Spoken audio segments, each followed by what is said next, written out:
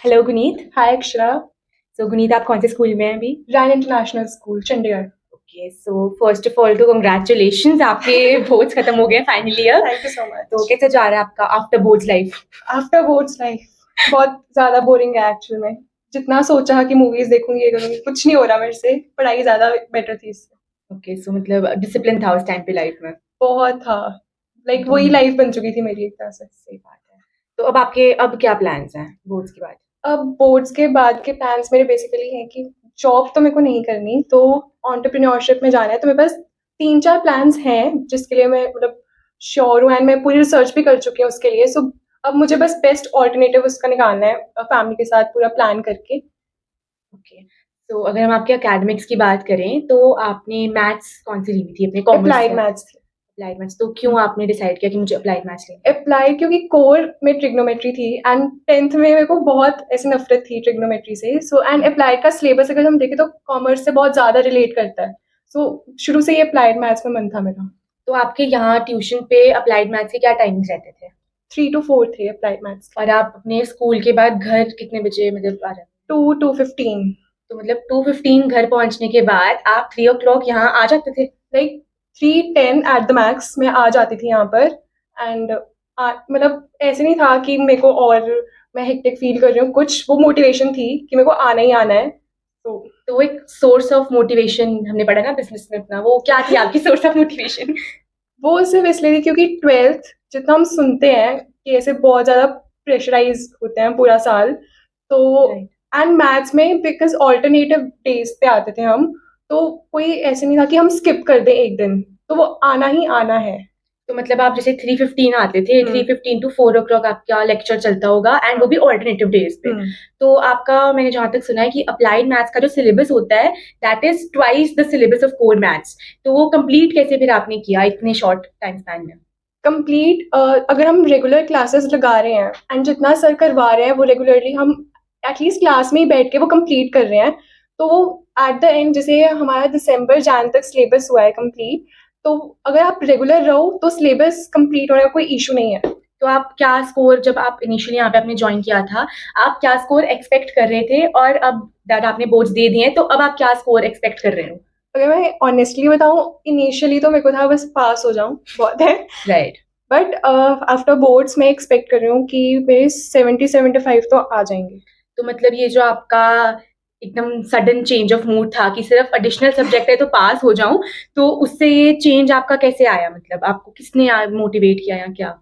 क्योंकि सर हमेशा बोलते हैं कि जितना, क्योंकि कोर्स अगर हम कंपेयर करें तो हमेशा बोलते हैं कि अप्लाइड इजी है। राइट।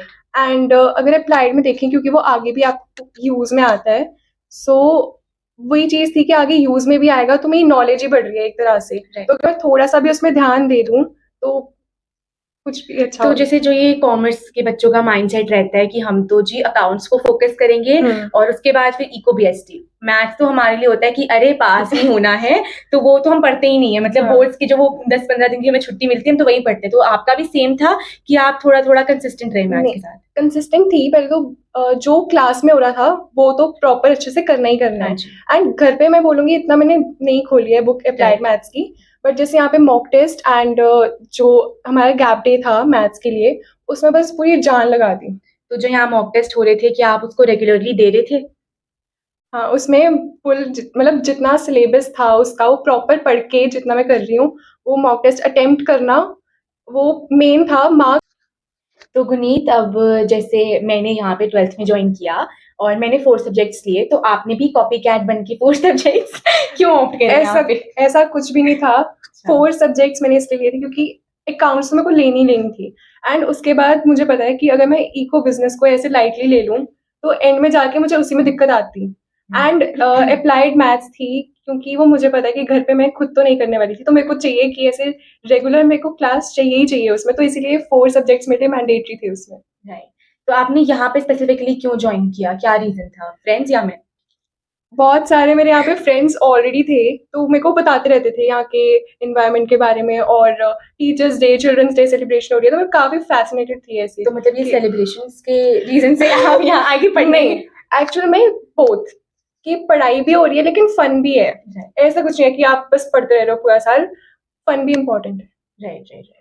एंड जहाँ तक मैं जानती हूँ आप स्पोर्ट्स में काफ़ी एक्सेल कर रहे हैं, तो वो आपने कैसे मैनेज किया? बिकॉज़ आई गेस आप 8 टू 9 ओ क्लॉक तो अपनी ट्रेनिंग ही करते हो।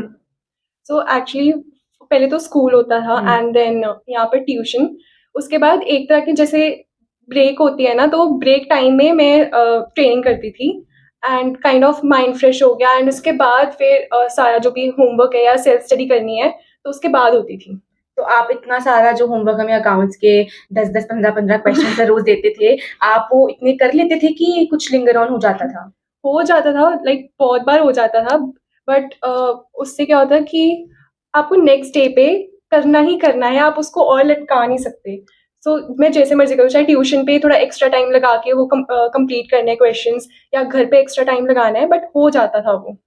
अच्छा, तो आप अपने जूनियर्स के लिए क्या वो देंगे उनको मोटिवेशन कि वो करना उनको चाहिए लिंगर ऑन कि नहीं? नहीं करना चाहिए, साथ के साथ कर लो तो ज़्यादा बेटर रहता है, नहीं तो राइट, बाद में बर्डन बहुत ज़्यादा होता है।